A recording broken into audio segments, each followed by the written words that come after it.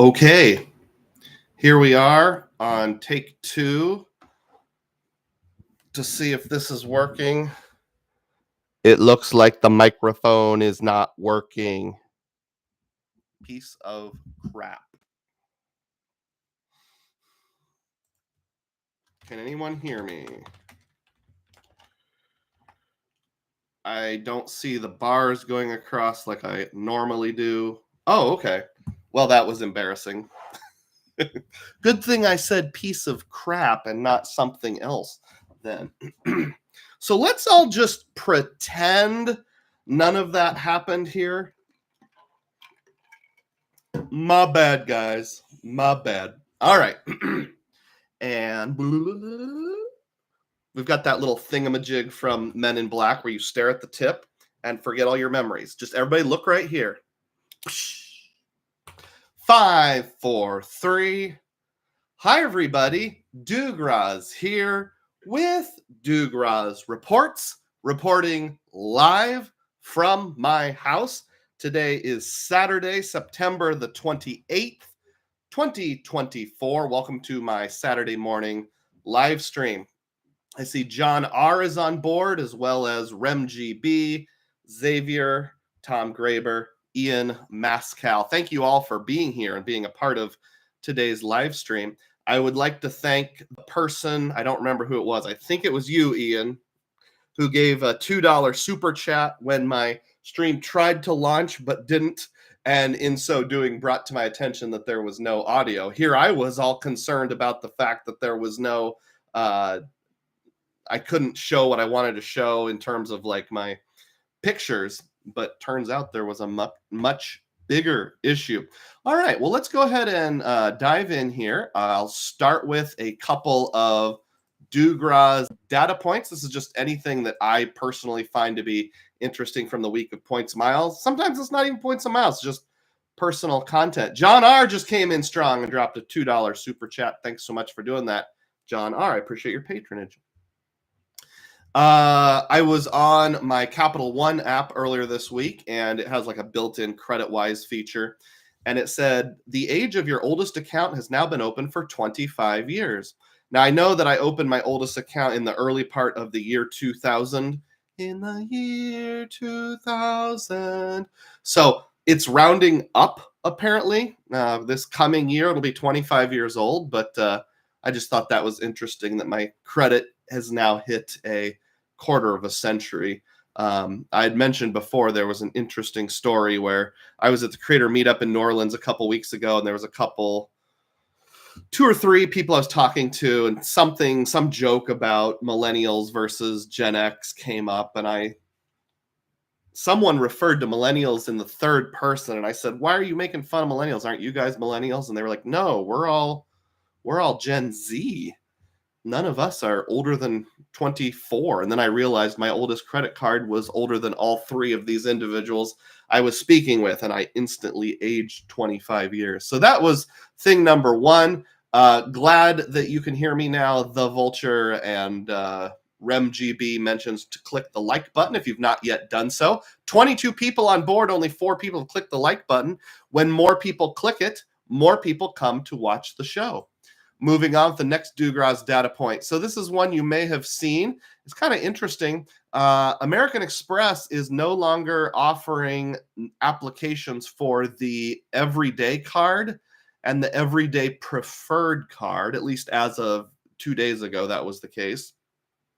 And then in the comment section, somebody mentioned that the Cash Magnet, which is their 1.5 everywhere card, is also no longer accepting new applications. Now, interestingly, my mom has 2 of those cards. She has the everyday and the Cash Magnet. So I checked her account just to, out of curiosity.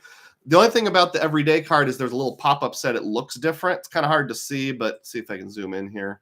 I cannot. Top left corner, you'll see this kind of white card here. I think that looks pretty sharp, and it looks way better than the old card, which was like a transparent box. And the problem with the transparent box was, at least in part, that for older people whose eyesight wasn't the best, it was kind of hard to read. So I think that was a good move to change that. Um, and I didn't see any changes to how it earns. I didn't see any changes on the cash magnet either. But just, thinking out loud here, what do you think American Express is going to do? They've reworked everything to have more credits and a higher annual fee. I sure hope they leave the everyday card as a no annual fee card. They need to have at least one or two, in my judgment. So wouldn't it be cool if they changed it to a 2x everywhere card? And then the everyday preferred, I'm sure there will be some sort of credit system involved in some way. RemGB says the design was changed a while back, but all the cards look like are still active if you already have the card. I have the everyday for maybe 15, 20 years ago, so I kept it alive. Okay, thanks for the info. I hadn't, my mom almost never uses her AMEX card, so I hadn't had a reason to check it in a while, so thank you for clarifying that.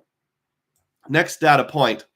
You can get instant Hilton Diamond status and shortcut it to extend through March of 2026. By the way, the previous data point was hat tip to Doctor of Credit. This one is hat tip upgradedpoints.com. And with that in mind, this is one of those things where it's like a corporate account match. So if you work for a medium or big company, you can put your email in and it'll tell you if you're eligible for the match or not. It's supposed to be like business travelers, but you just have to be an employee of one of these companies. And then I think you have to spend 6 nights to lock in gold status through the end of March 2026, which is more than a year. And I think you have to stay 12 nights before the end of the year to lock in diamond. So don't think that I would probably do that. I'm not sure if I've been offered, but if you've got some Hilton stays coming up between now and the end of the year, it's definitely worth pursuing. Everyone who's on board, I know the audio is working, but let me know if it's too soft, too loud. If I need to turn it up a notch, I can, or if it's just right. I would appreciate that. Sorry, I need to blow my nose here.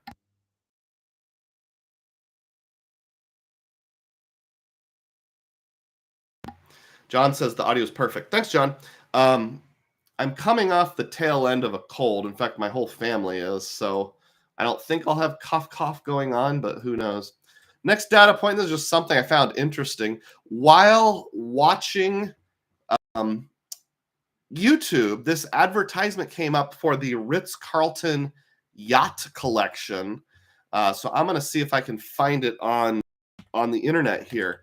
What is the Ritz-Carlton yacht collection? That sounds... Embrace the yachting lifestyle. Well, that's what I'm all about, is the yachting lifestyle. All-inclusive, air and land, blah, blah, blah. View brochure. I don't want to complete the form. Can I just look at it without completing a form?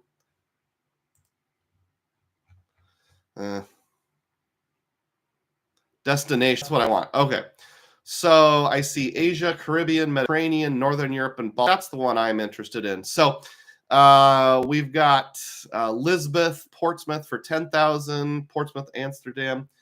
What's the most expensive one? It looks like the most expensive one is Reykjavik. That's in Iceland, and Amsterdam. So John would feel right at home. Oops, I'm sharing the wrong tab. I'm sorry. No, I'm not. I'm sharing the correct tab. So anyway, are you thinking what I'm thinking, that like it looks like they've only launched one cruise so far, and all the others are coming next year. Here's 2025. In fact, all of these are 2025. I think the only one that's live right now is like the Mediterranean. But wouldn't it be cool if you could use Marriott points to book a luxury cruise on a yacht? Now, this is not like a big cruise ship, which doesn't sound appealing to me. This is a smaller, like mini cruise. It's like a yacht. It's more exclusive. And I mean, when you look at these prices, you can see it's more inclusive. I mean, look how cool this one looks. Amsterdam and Copenhagen. I like those houses. $10,600. So what would that be? Probably a million Marriott points or something like that. But makes you wonder. Mr. Doug would love the yacht life, says John. That's exactly right. So does anybody have any inside knowledge or wild speculation on that? Let me know. Juan Garcia has arrived, a DUGROZ diehard. Awesome. Next data point. Just looking at my Flying Blue miles. I was checking my KLM app a few days ago, and I have 184,000 miles overall. But if I zoom in here, the important part is I'm noticing there's a little over 9,000 miles that are valid until July 23rd of next year, but the lion's share is valid until September of 2026. And this is just a reminder. This was kind of explored by Frequent Miler a couple years ago. Flying Blue has two different standards for expiration. Points that you transfer in from like a credit card program or earning on your credit card expire with 24 months of inactivity. So that makes sense. I transferred over a small handful of points from Capital One somewhere around September 15th, so they don't expire till 2 years from now. But back when my family flew to Europe in the summer of 23, we earned just a small token number of miles here from the flights themselves. And unfortunately, there's no way to extend those. So again, just to clarify, yeah, Clairvoyant said Flying Blue expires. Thank you. I had no idea. Inactivity will cause an expiration after 24 months, but anything you earned on the credit card or you transferred in, all you have to do is transfer in another 1,000 points. It'll extend it out another 24 months. But if you earned it from flying, the only way to extend it is to earn from flying. Somebody in the comments section on an article I was reading said, like with some rental car companies like Avis, you can pick the partner you want to credit your miles to, and that triggers a reset of those flight miles. So that's something you could consider. If that helps one person, it's totally worth it. Next data point I had mentioned, this is a personal data point. Last Saturday, I had to keep my live stream short because I was going to the Iowa State Cyclone football game, and we actually did that. So this is just a picture that we took from the game. We had pretty good seats, second row of the upper deck. My boys and I had a lot of fun at that, and Iowa State crushed Arkansas State, by the way. Clairvoyant says, so I can transfer 1K from Built and it would reset the clock. Thank you so much. Yes, it would on anything earned on credit card spend or transfers. Not flights, but anything else. All right, another somewhat personal data point here, kind of, sort of. 2 weeks ago, I did a theme of the day called Top 5 Overrated Credit Cards. Today's theme is Top 5 Underrated Credit Cards. So maybe you're looking forward to that after we get through the data points. That was a pretty popular live stream, and actually when it comes to concurrent views, it was my most popular ever.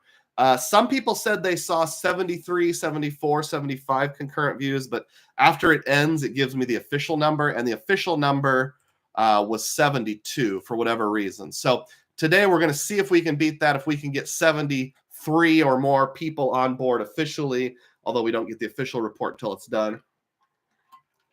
That would be pretty awesome. So right now, for example, there's 26 people watching, but only 9 people have clicked the like button. So we've got some bandwidth of around 25 people that can click that thumbs up button. And then more people will see this video and it'll be suggested to them.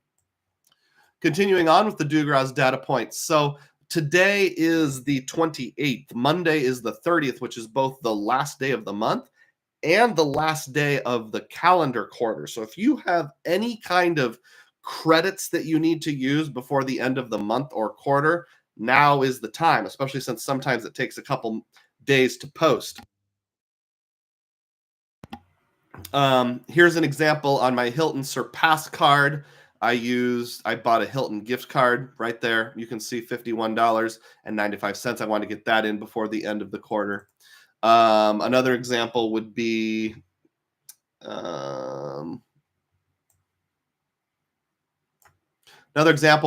Chase. The category of the quarter is gas.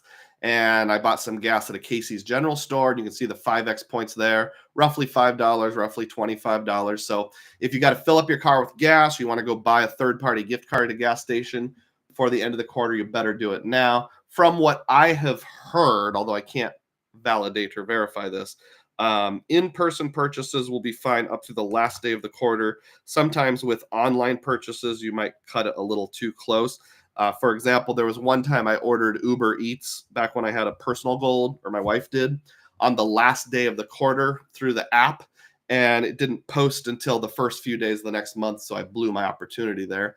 Another example would be like if you have the business gold card from Amex. Here's my business gold in the slightly disappointing white gold color. You would need to use your monthly credit before the end of the month.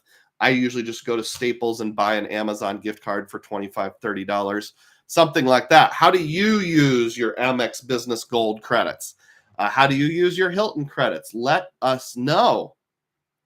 And then if you are wondering why there are some people in the chat who have a little star by their name, it's because those individuals are DUGROZ Diehards. A DUGROZ Diehard is my one and only channel member. It only costs $3 a month to subscribe.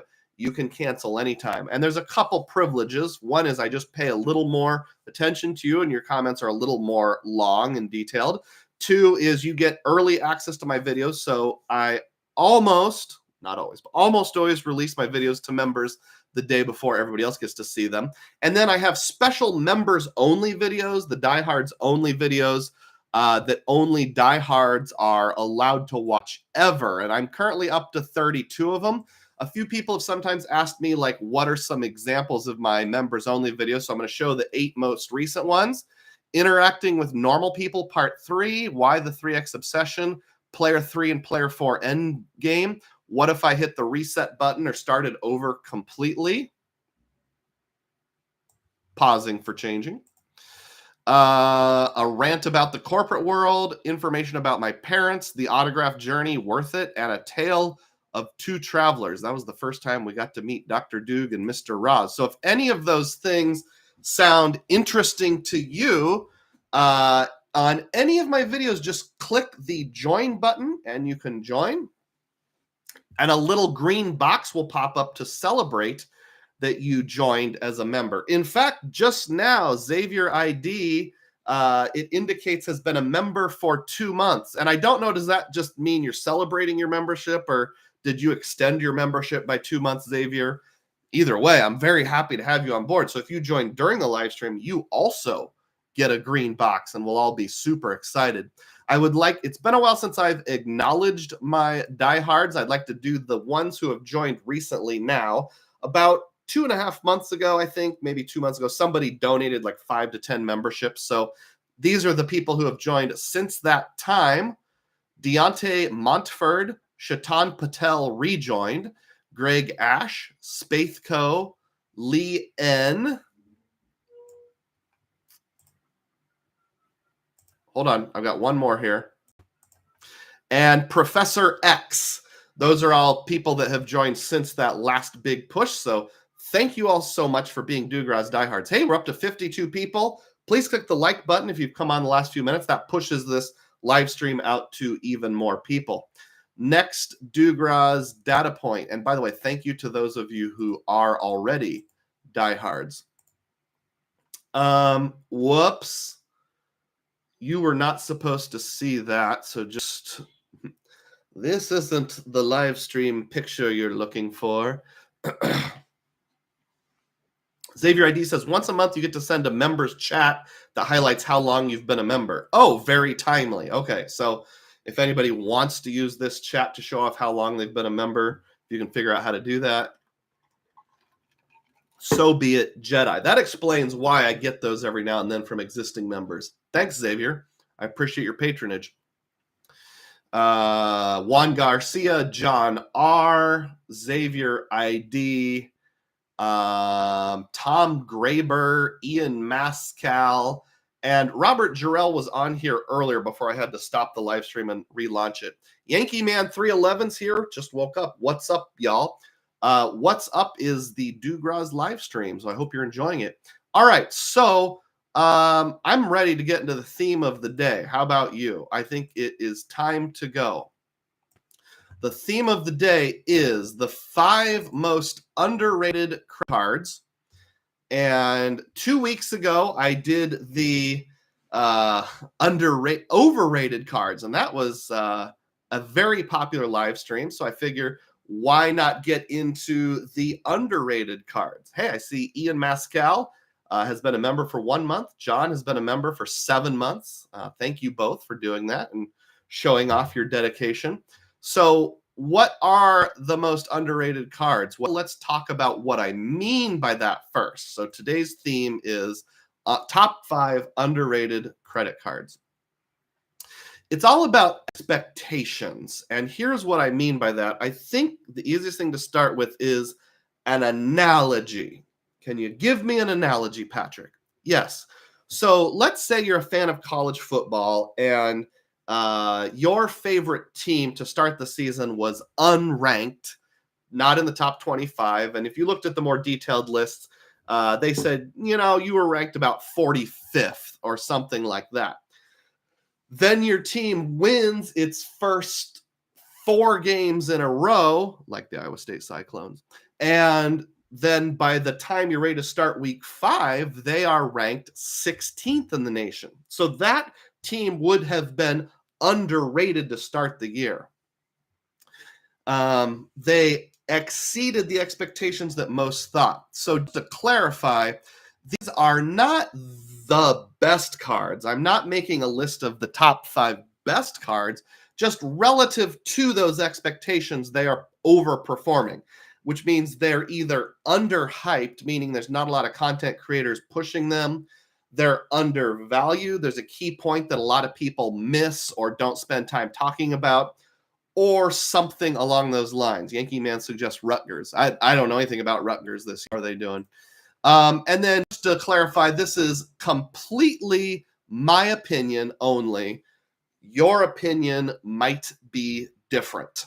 So Juan Garcia thinks the Wells Fargo active cash on this list. You'll have to wait and see. So don't get mad, bro. Keep an open mind. So just because your favorite card doesn't appear here doesn't mean there's a problem with it. I'll give you a quick preview. For example, I think for me, I really like corn. I can make a really good use case for the Chase Sapphire Reserve. Not for everyone, but for my style, which has a lot of rural travel, a lot of road trips. I value cash more than points in terms of scarcity. That's a good card, but it's not going to appear in this list because I don't think it's underrated. I think it's rated just about right. I think when most people talk about it, when blogs post about it, when YouTube videos come out about it, they post the expectations right about on the money. Before I dive in, I will mention that if you'd like to support my channel, you can either join as a member, as some people have done, or you can donate a membership. There's an option for that, and the computer will pick who gets to be member based on how much they contribute and those kind of things.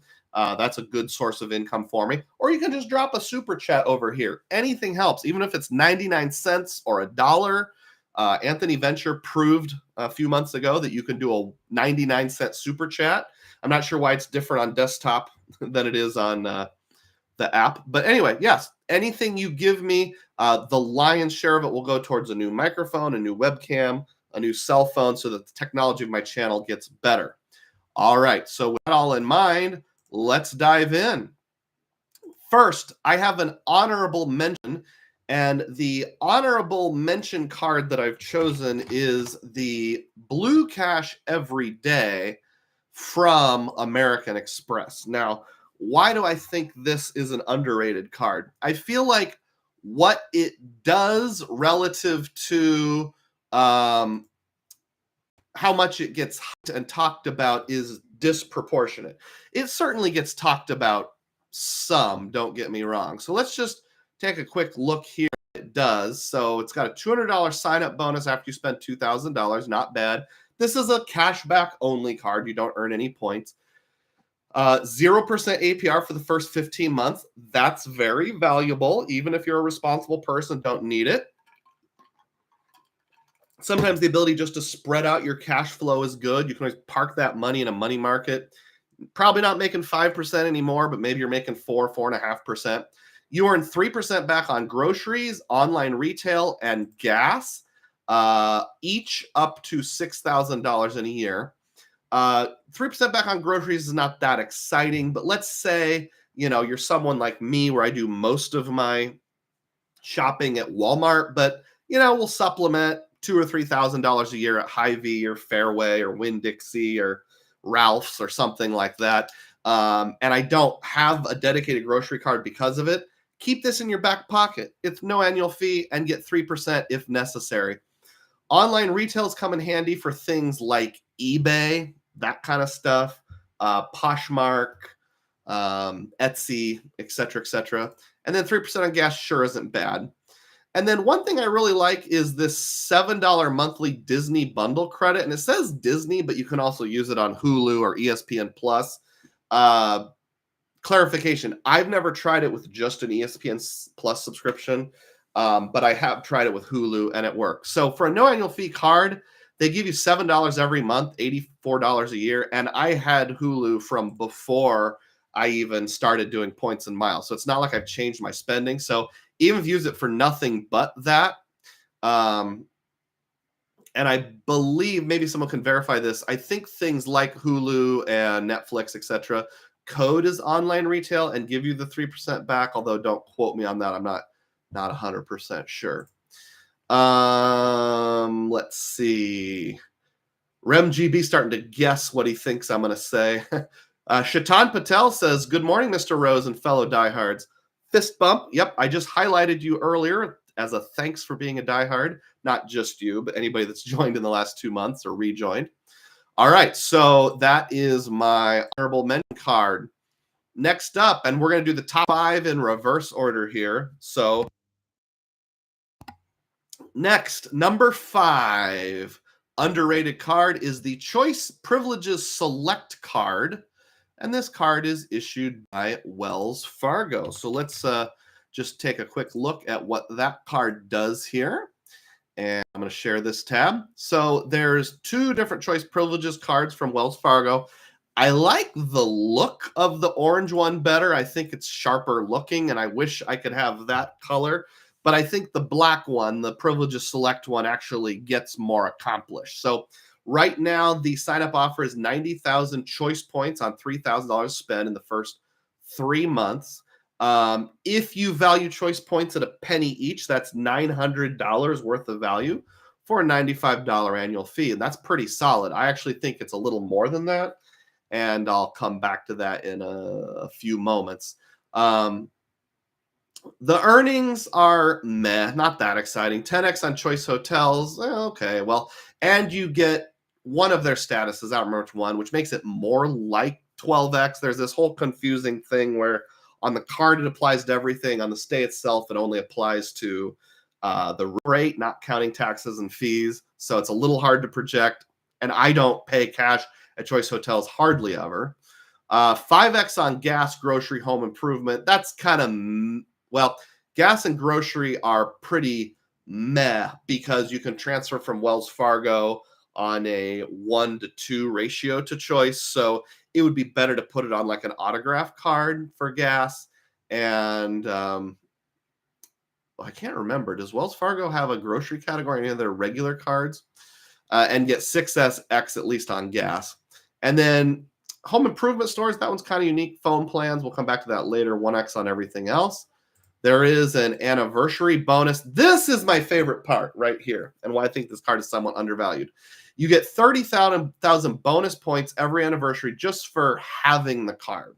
Now it says up to 3 reward night at Choice Hotel properties. That's true for like, your super low end stuff like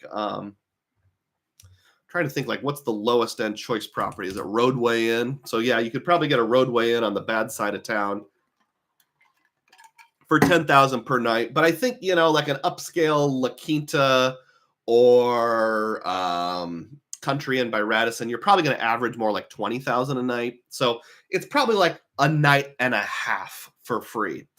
I actually like this better than getting a free night certificate, because for my travel style, it's more predictable. Yes, I realize people that get like their Hilton certs and go to the Maldives, which we're all doing constantly, of course, pay off better. But if you're just staying on like a road trip or something, getting 1.5 free nights instead of just 1 is better. And then you don't have to worry about it expiring. You got automatic platinum elite status. You get global entry, TSA pre-check. Meh, we have a lot of those. No foreign transaction fee. Well, that's pretty solid. Even the no annual fee version has that. All Wells Fargo cards appear to have a pretty good amount of cell phone protection, which I think is pretty good. And you get your MasterCard World Elite benefits, which some other creators like Anthony Venture, Wong Wei Travels has done, showing how good that is. So here's some examples at the bottom. We've got Cambria, Radisson's, Comfort Inn, Country Inn, Sleep Inn. There you go, Roadway Inn and Econo Lodge. Some other stuff too, but those are kind of the ones that I would look at. There's also the Ascend collection, which I didn't see earlier. So there is a Cambria in the Quad Cities in like Davenport, Iowa, Bettendorf, Iowa, Moline, Rock Island, Illinois, that I'd like to try out sometime. It's connected to a casino. I just haven't got around to it. So I think there's value there, and relative to how much it's hyped, maybe because there's no refer a friend offer, it outperforms a little bit. Yuri got 2 Choice Select cards recently.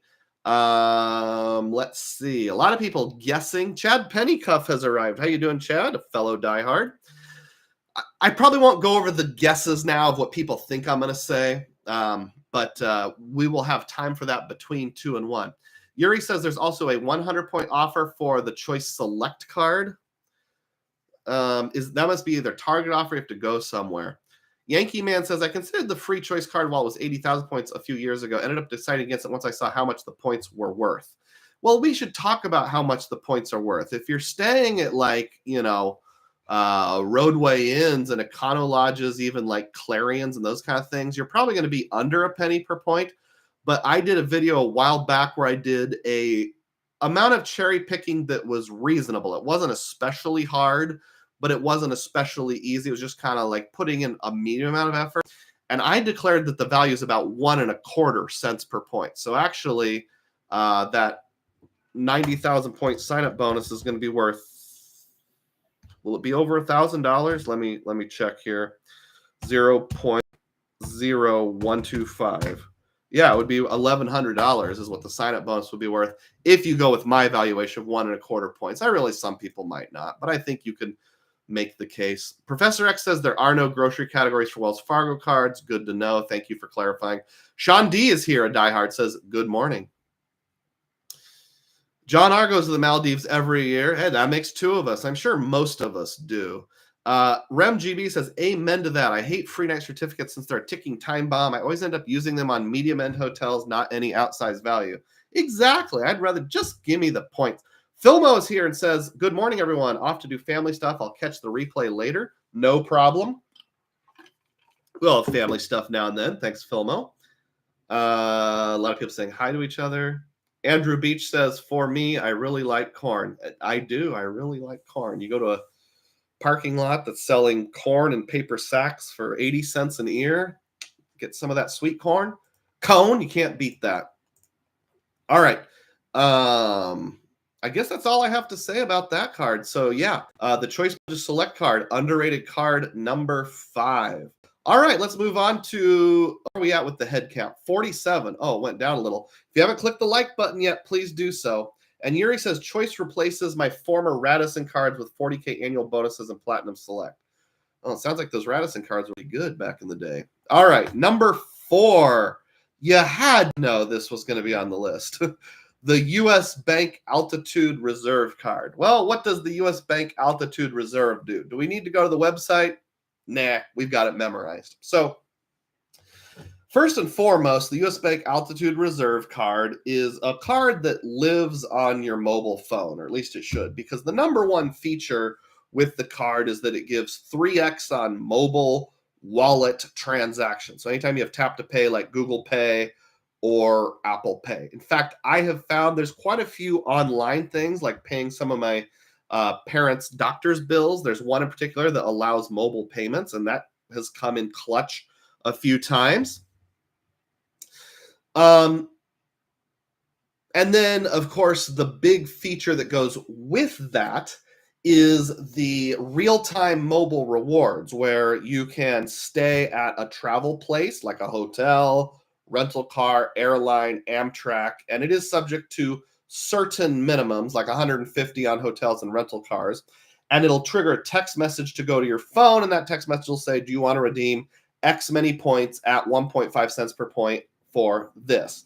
And if you text back the correct language, it will wipe that out at 1.5 cents per point. So if you commit yourself to only using this card for travel, and of course you've got your real-time rewards set up in the correct manner, you're going to functionally get the equivalent of 4.5% cash back on all mobile wallet transactions.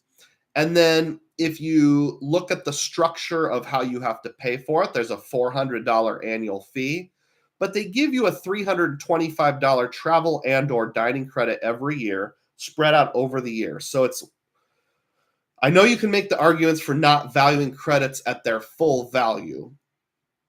And let's just say, for the sake of argument, I will value that credit at $300 rather than $325. It's so easy to use. You can double dip with it. No, I changed my mind. Because of the fact I can double dip with it, I'm going to give them full credit, the full $325. So if I go to the McDonald's drive-thru, I do tap to pay, I get my 3x points, I get my $6.85 for a Shamrock Shake back, and because mine always renews in like February, so almost always there's a Shamrock Shake involved.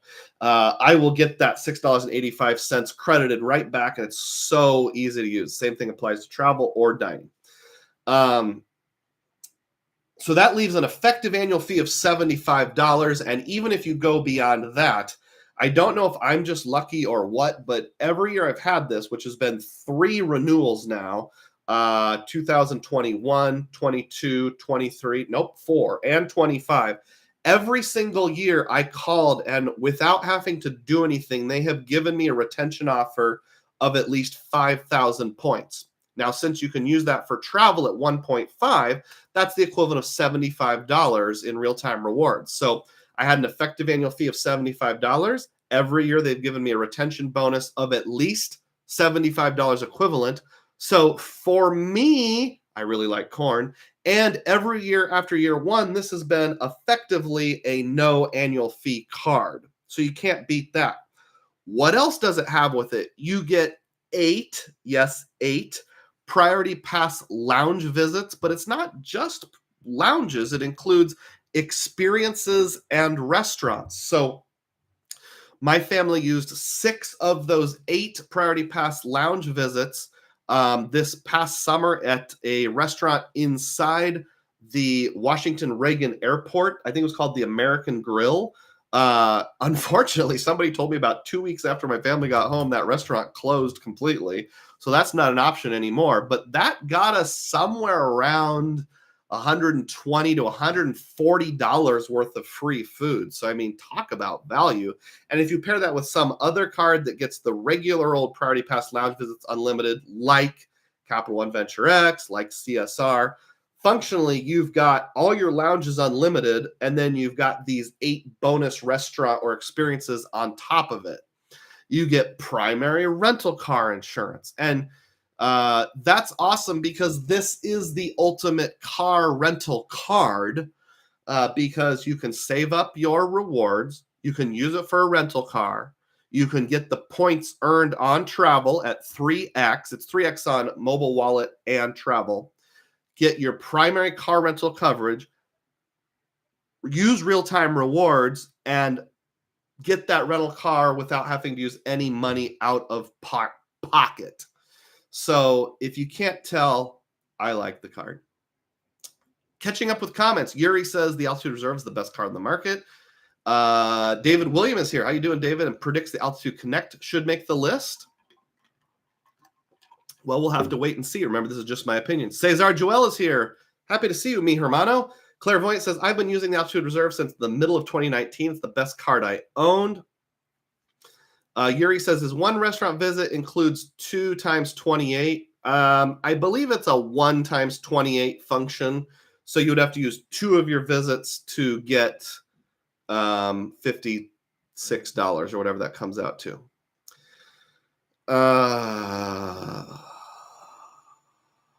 Clairvoyant says, ease of use, Rodrigo. I'm not sure if you're talking to someone named Rodrigo or if that's just a saying. Yuri says, the only problem is that for car rental excludes Jamaica, Israel, Ireland, and Northern Ireland. There's a lot of cards that have that. I noticed like the Aeroplan card does too. Weird, huh? But that's a topic for another time. How many of you have the Altitude Reserve? Drop a comment and let me know if you have it and if you like.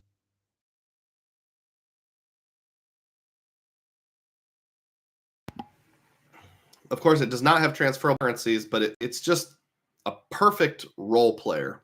Yuri says Chase and City does not include any countries on rental card. I could have sworn the Aeroplan card did, but maybe I am misremembering. All right. Underrated card number 3. Hey, it's another U.S. Bank card. U.S. Bank Cash Plus card. Now, I will admit the design of the card may have changed since in fact, it definitely changed since I uploaded the picture, since I saved this particular picture to my desktop. So let me share the screen and we can see what it actually looks like nowadays. There it is. Okay. So let's figure out what this particular card does. First of all, it looks like there was a video game in like the late 80s on my Nintendo card, Marble Madness. It kind of looks like that color. I've got 8-bit songs going in my head now. Apparently going back in time with graphic design is popular. Anyway, it gives you up to 2 categories every quarter that gives you 5% cash back. Now, the sign-up bonus is $200 on $1,000 of spend. Well, that's top-notch in the first 90 days. It gets 1% back on everything else. And then there's a secondary category, which is kind of unimportant, like gas, EV, and no annual fee. So the question is, what are the categories? The categories are fast food, home utilities, TV, internet, and streaming, department stores, cell phones, electronic stores, sporting goods stores, gym and fitness centers, ground transportation, that's like taxis, Ubers, that kind of stuff, movie theaters, furniture stores, and select clothing stores. What I have been using it for forever is home utilities, because I feel like that 5% on home utilities really comes in handy, because show me the money. I need the cash.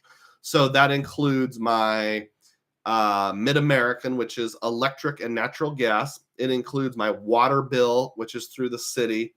And it includes my garbage removal, which is quarterly. So all 3 of those trigger as utilities. And then the other one, my kids wanted to get a gym membership, so I got a family gym membership for like $90 a month back around the start of the year. So I've been using it on gym memberships since then. It's a pretty good way to earn. And that's really about all it does. It's kind of a one-trick pony, or you could call it a 2-trick pony. But hey, 5% cash back on those 2 things, utilities and gyms. And I feel like it's underrated because not a lot of people talk about it. Or if they do, it's just a quick mention. Some people definitely give it its dues. Like I know Uncle Luke often will include it in his list of cashback cards when he gets a hankering for cashback. But on the whole, there's just not a lot of standalone videos proportioned to what it does. It does cap out at $1,500 on that particular, $2,000 per quarter on the 2 combined categories that you pick. So I don't know about you, but my home utilities and gym combined does not exceed more than it's less than $2,000 a quarter. I suppose in some situations, like if you have rental houses or something, or you pay for other family members, you might max that out. Juan Garcia loves his Altitude Reserve. Professor X says, I don't love the Altitude Reserve for hotels. I would still have to pay all regular taxes and fees as well as resort destination fees, unlike paying with Hyatt and Hilton. Probably because I'd have to pay the resort fees.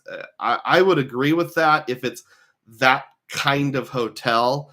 I have used it on a low to mid-end hotel that doesn't have any extra resort fees and stuff, when cash rates are particularly low, even factoring in the taxes.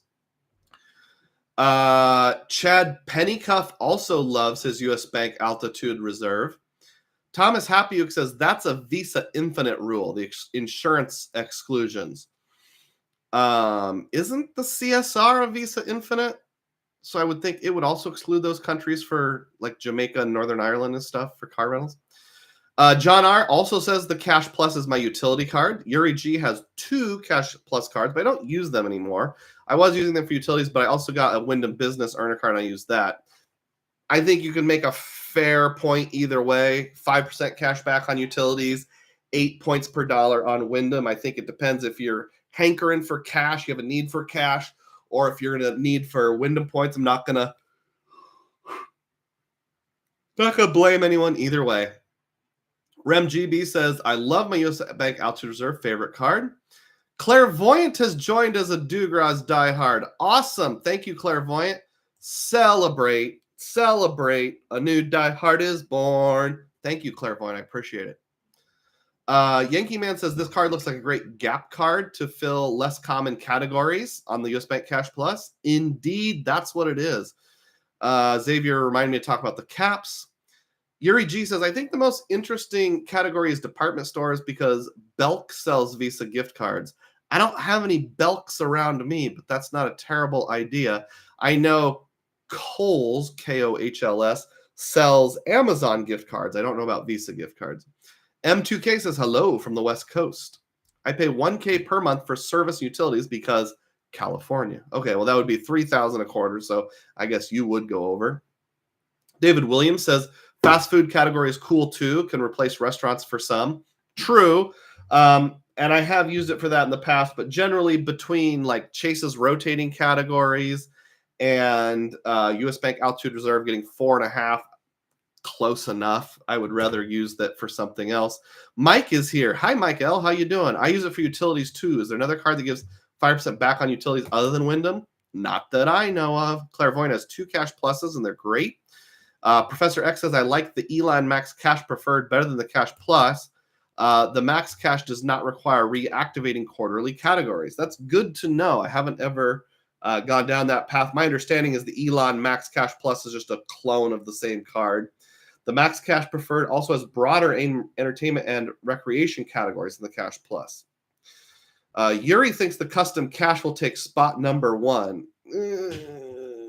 You may not have watched my video 2 weeks ago, Yuri, if that's what you think. Unless you're talking about your own categories. Andrew Lopez asks who I'm voting for.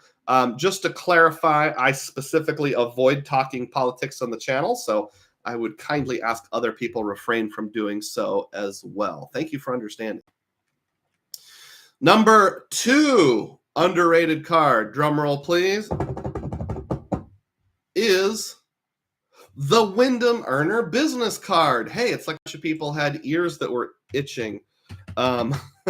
So let's talk about the Wyndham Earner Business Card and why I think it is underrated. Well, there's a couple reasons I'll get into, and there are obvious reasons, and then there are maybe not as obvious reasons. So first of all, let's give a broad overview of the card.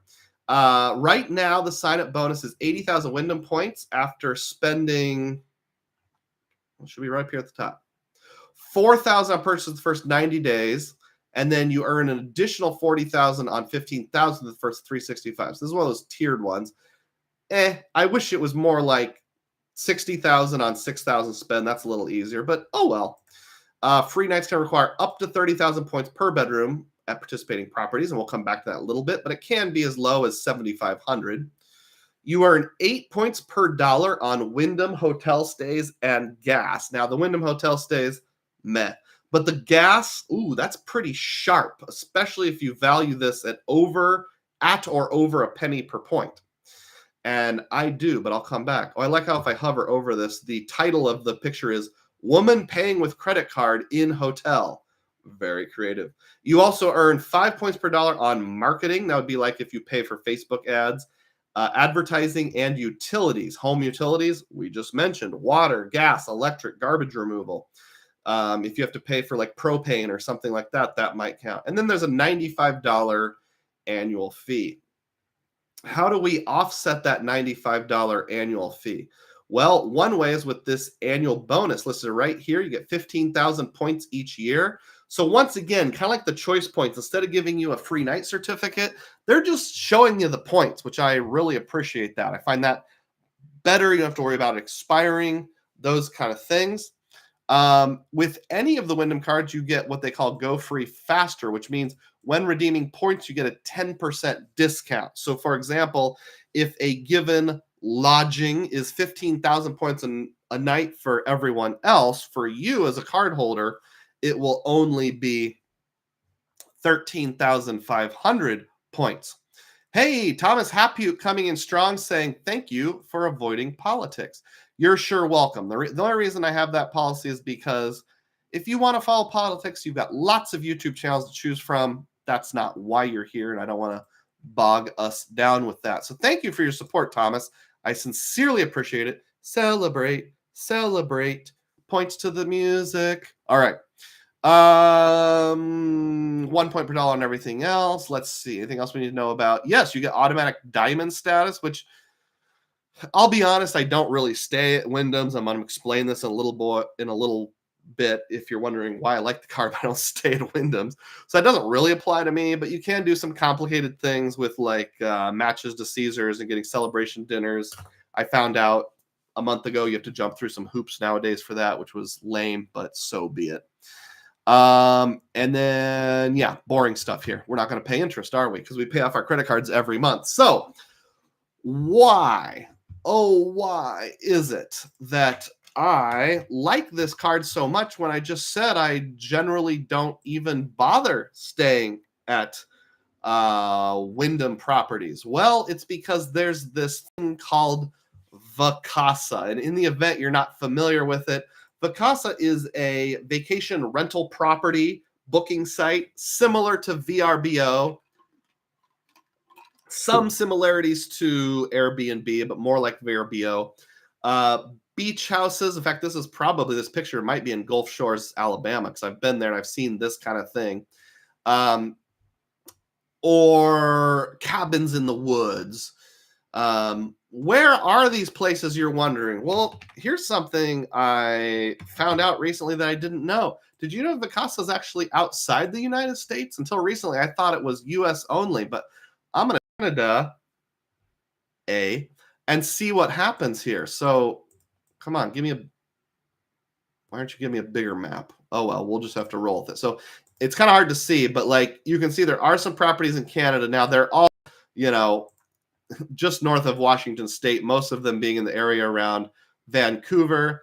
And then there's a bunching over here in the area around Toronto/London, Canada. In fact, they're all right here. I think they're all part of like a ski resort. You can see this dotted line. That's a ski lodge and the Ridge Runner mountain coaster. So there's not a lot in Canada, but there are some. And then also, I didn't know this, there are Vacasas in Mexico and in Central America. So you can see we've got a couple here in Mexico. We've got one down here in the Yucatan Peninsula. Cesar, do they have them in Puerto Rico? Let's find out. Nope. But they also have some in Central America. So, for example, you've got like, search here.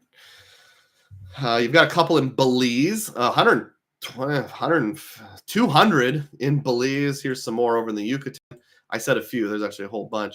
And then down here in the Rich Coast, also known as Costa Rica, you've got several. So, and some of these in Costa Rica look really nice. Like, take a look at this guy right here. Look at that pool. That is nice. My word, have you ever seen such luxury? I have not.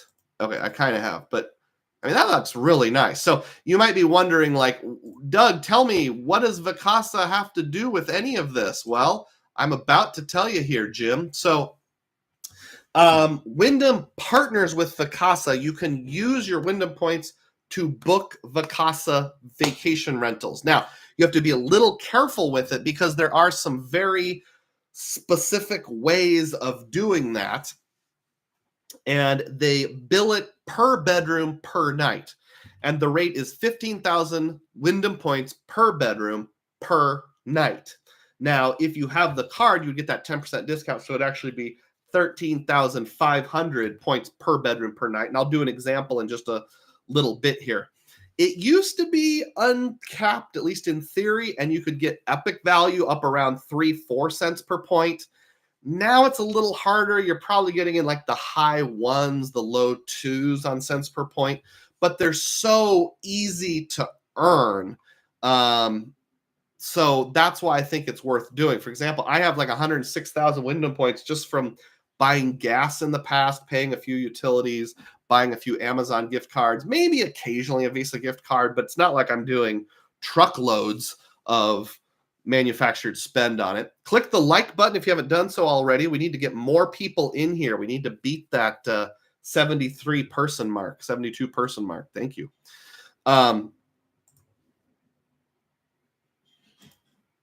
So $250 is the cap to get that best price. So if you find a property where you average it out per bedroom per night and it comes to $250 or less, you can use the 13,500 points. If it's between $250 and $500 per bedroom per night, again, spread it across a whole week and average out the number of nights, then unfortunately you have to use the double the amount of points, 27,000 points per night.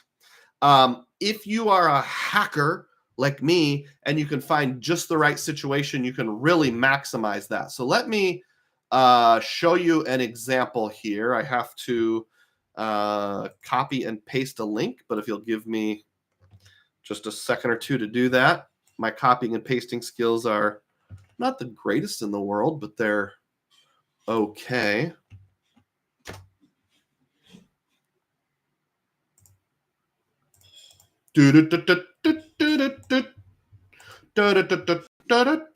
All right, so here's the example I pulled up. This is listed as Orlando near SeaWorld, so down in the Chad Pennycuff part of the world. A listing called Sunset Views at Blue Heron. This is a condominium, and it's listed as one bedroom, but they actually have bunk beds. So if you had kids, you could bring it with you. In my case, for example, 2 teenage boys, mom and dad get the king bed in the bedroom with a closing locking door. The boys sleep out in the common area in the bunk beds. But because it's listed as one bedroom, you only have to pay the 13,500 points per night. So I put in next June, from June 14th to 18th. That's 4 nights, and I can change this to 2 adults, and it doesn't change the price at all. In fact, I can change it to 2 adults, 2 children. It doesn't change at all. The pricing details here. So you'll see the rent, and then there's fees like, resort fee, damage fee, cleaning fee, booking fee. You don't have to pay any of those fees. You don't have to pay any taxes when you book with your Wyndham points, but you need to know what they are because it goes into the calculation. So remember, I'm trying to stay under an average of 250 points per bedroom per night. What's 4 nights times 250? Well, that's 1,000. So $996.66. Divide that by 4. Is that under 250? Well, yes, in fact, it is. So what is the cents per point that I'm getting here? I'm getting 996 divided by, what would that be? Sorry, I got to do my math a little better. It'd be 13,500 times 4. That's 54,000 points. So 996 divided 54,000, I am getting 1.84 cents per point, which again, this is not going to win any awards for the best cents per point, but it's very respectable. And like I said, the points are super easy to earn. Let's just take a look around at this place and see what we can see here. You got access to a pool, you got access to the sunsets, you got a balcony, you got a living room, you got a kitchenette there. It's a little early 2000s. This kind of screams 2004 to me, but looks perfectly cromulent. In fact, my family stayed at a place once that looked almost exactly like this in, I think it was Treasure Island, Florida. Probably when my boys were very little, so around 13, 14 years ago. You can make your food. You got your oven. There's your king bed in the 1 bedroom. Got your mom and dad bathroom here. Then you got a different bathroom in the hallway, I would assume. Okay, we don't need this many. Okay, here's the bunk beds that I was mentioning. So it's in kind of like in the hallway leading in, so it doesn't count as a bedroom. That's often a hack that you can get where and you have laundry. Man, with a family, do you know how valuable laundry machines is while on vacation? It can't be beat. In fact, one common hack is that if you can find a Vacasa that has more beds but just doesn't classify it as a bedroom, you can get a lot of good stuff going on. Do you want to see other examples? Nobody's commented in a little while, so maybe this is super boring to you, but I can give more examples if you want. Catching up on comments, RemGB says a lot of local credit unions have a card that is a clone of the US Bank Cash Plus. I have heard that. Yuri says the Wyndham business card is a must. We have 2 of them. Awesome. Mike L calls it the gambler's card. Yeah, if you're going to Atlantic City or Vegas or one of the New Orleans casinos a lot, good on you. In fact, there's actually 2 Caesars in Iowa, but they're not in central Iowa. One's in Waterloo, which is on the eastern side of the state, and one is in Council Bluffs, which is functionally like a suburb of Omaha. Rodrigo Mendez says, I want Wyndham business card, but can't get approved. Are you still thinking of canceling it? I'm not anymore. I was, but not anymore. RemGB reminds they do have a 4-year expiry that you cannot extend. That's true. Andrew Beach says, Whistler is Aspen, the Aspen of Canada, highly recommended. What is Whistler? Did you mean to say Wyndham, Andrew, or is Whistler a specific resort? Maybe Whistler was that ski resort not too far from London, Canada that I was mentioning. Correct me if I'm wrong or confirm either way. I would appreciate that. Whistler is the ski resort. Okay, thank you, Yuri. Well, maybe someday I'll get up there, but I haven't skied literally since I was a teenager. All right, one more funny Vacasa here. Let me pull up my favorites. I just want to show you what's possible. I'll give 2 quick examples here. This is Annabelle Log Home. My family actually stayed here in 2022. And the reason why it only counts as a 1-bedroom is because there's this loft. You go up the stairs, it's just open. And then there's a bedroom in the back that the door closes and locks. The power went out one day, which was unfortunate. But otherwise, this was just a kick-tail Vacasa. They have a full basement with some games and things and that kind of stuff. There's the bedroom the wife and I stayed in. I'm trying to find the loft here. There it is. Okay. So there's the loft, but since it's open, it doesn't count as a bedroom. So even if you had 4 kids, mom, dad plus 4 kids, they would each get their own bedroom and it would still count as a 1-bedroom. Now, because of price, I don't know if it would exceed the $250 per bedroom per night threshold. Depends on how long you're staying and a variety of other factors. And then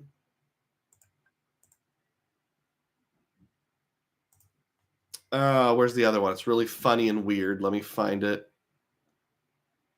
Oops, screen cut out for just a second. Here it is. I stopped sharing by accident. 12th Avenue Haven Fun Zone. All right, this is in Wisconsin, and this property is called the 12th Avenue Haven Fun Zone. So I'm tucking this away. This is like right in the middle of Wisconsin near a state park. I'm tucking this away for one of my DUGROZ meetups, which I would in theory have someday, because this is the weirdest vacation rental property you've ever seen. It's classified as 1-bedroom, but it's basically like somebody took like a machine shed on a farm, or like a guy who just like hunting and RVing and off-road vehicling and that kind of stuff, and turned it into a vacation rental. So you can rent this whole thing. So imagine this. You could have 10 to 15 to 20 DUGROZ diehards out in the middle of nowhere, Wisconsin, playing foosball, pickup basketball, board games in this heated, climate-controlled, paved area. We've got what looks like a pinball machine in the background here. This like hangout man cave bro zone. We've got a refrigerator in the back. We've got a nice view. You got your rug of a dead animal here on the floor, of course, proving how manly you are. A workstation. So yeah, this is definitely a bros retreat, the one and only bedroom. So only I get to sleep there. The rest of you have to find your own lodging. You've got basketball, we've got kayaking, we've got tables for board games / chat and points of miles. We've got a jukebox. This is right up my alley. So yeah, maybe someday I'll drop 15,300 or 13,500 Wyndham points, and we'll all go hang out in the middle of Wisconsin and play board games and kayak and basketball and that kind of stuff. John R says that's actually cool. Let's do it. All right, I'm going to catch up on comments here. Thomas wants to know if transferring the points to Caesar resets the clock. It does, but there's a limit of 60K per year. I've also read it's not instantaneous. And then transfer back to reset the clock. Let's see. Mike says, I get hundreds in value from the Caesars match. $100 anniversary dinner, free parking, a waiver on this $50 resort fee. I liquidate my Wyndham Point Caesars and use it their buffet. Sounds like you've figured out a way to do it. I'm not a gambler, Mike, so that's not for me, but for others it would be. Robert J. is a diehard's back on board, says blackout, like the basketball game. Manuel Jimenez has to go and says, I'll catch you next week. No problem. Thomas Happyuk says, did you hear that, everybody? DUGROZ meetup in Wisconsin. Gotta plan ahead for that. Yuri also mentions you can do some matches and get free casinos. Thumbs up, everyone. We've still got more than 20 people who have space to hit the thumbs up button who have not yet done so. I would appreciate it. So that's the 12th Avenue Haven. That's probably enough on Vacasa. I will mention, I'm not going to go into any details, but the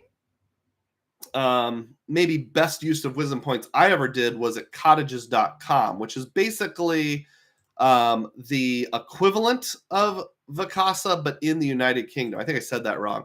The best use of Wyndham points I ever did was cottage.com, which is similar. There's a few differences. I did a video on it that was super detailed, not a very popular video.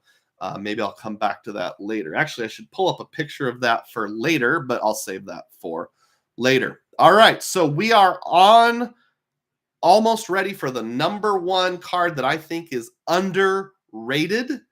And we're going to take our biology break, our first intermission. Some of you will get an advertisement. This will be at least 90 seconds. Well, right around 90 seconds. So if you get an advertisement, please watch it for at least 30, 40 seconds. That helps my channel out.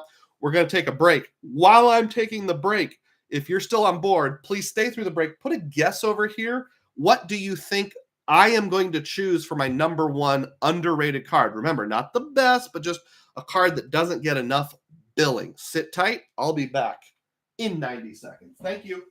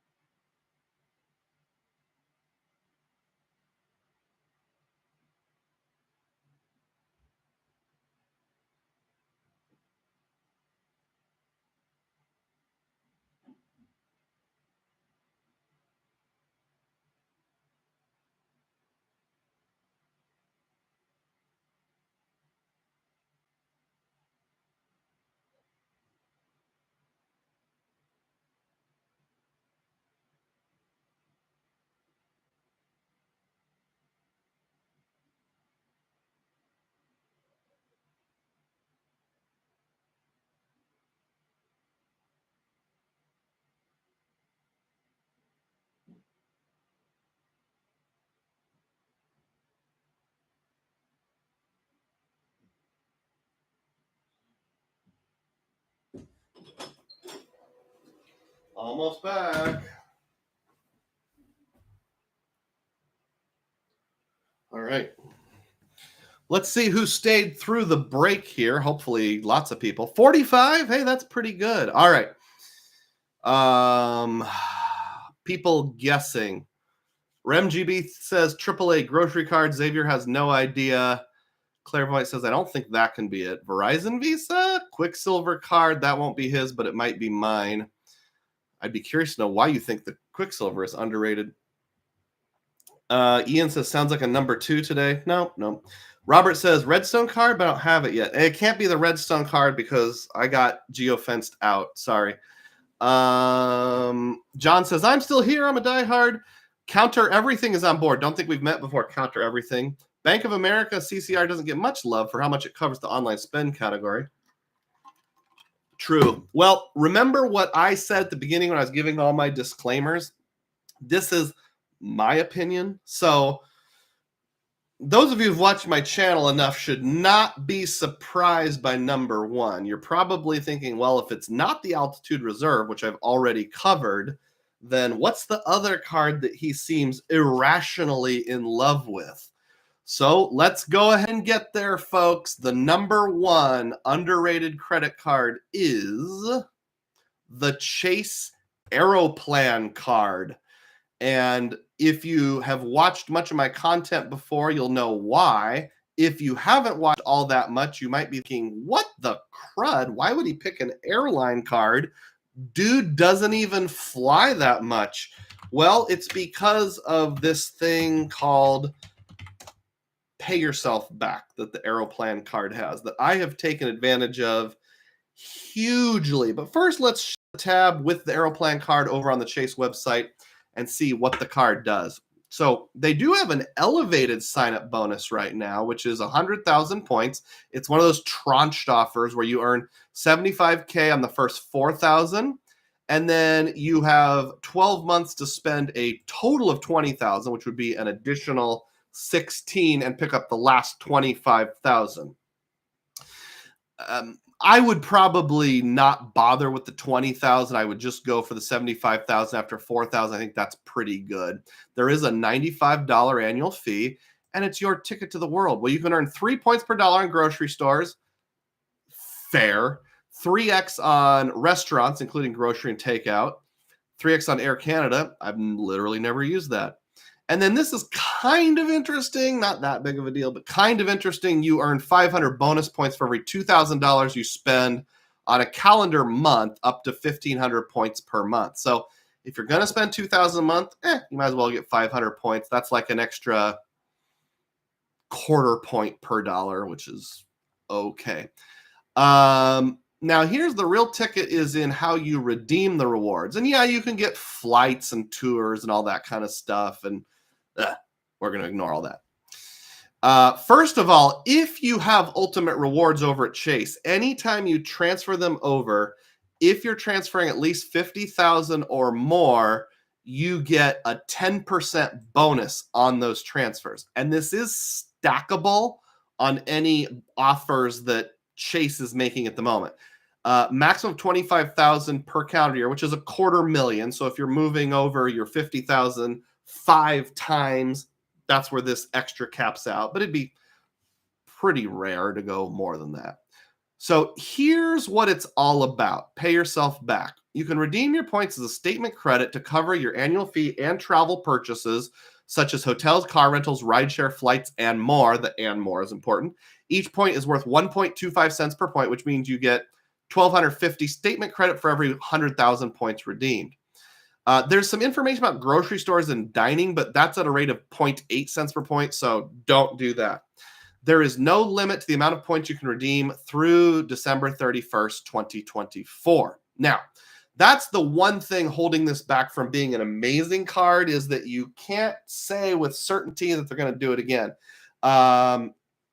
Originally, it was through the end of last year. Then they extended it to the middle of this year. Then they extended it to the end of this year. So I'm hoping there's an extension coming. In fact, October 1st is only 3 days away. And Chase often announces stuff on the first day of the month. It would also be the first day of the quarter. So perfect timing. In fact, I hereby pledge, I can't guarantee it, but my intention is that if Chase extends Aeroplan's pay yourself back either another 6 months or another 12 months on an unlimited basis, I will have an unscheduled party down live stream. How about that?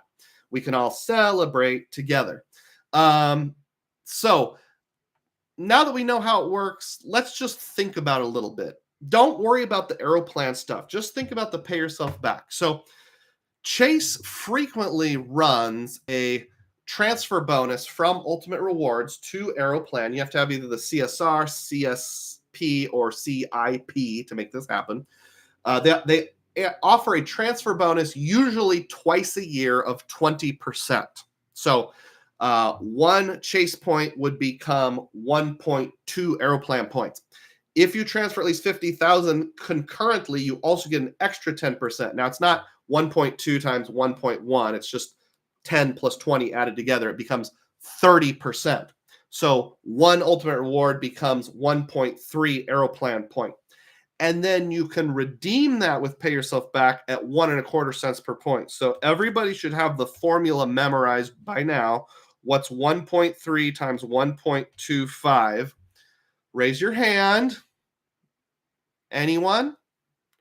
1.625 cents per point. So why do I think this is underrated and such a big deal? Well, it's relative to expectations.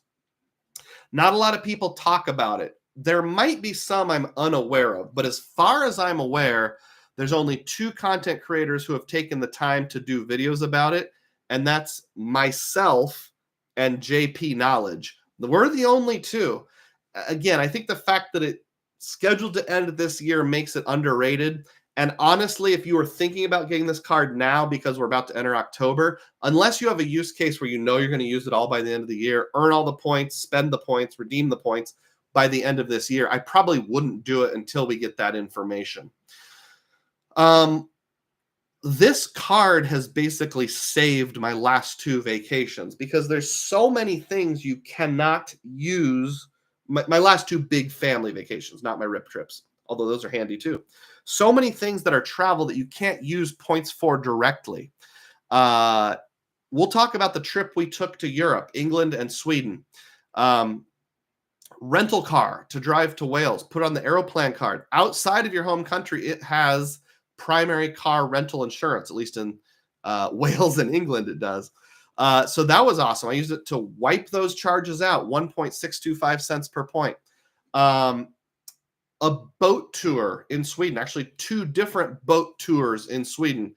Travel, wiped it out. The Uber back to the airport, wiped it out.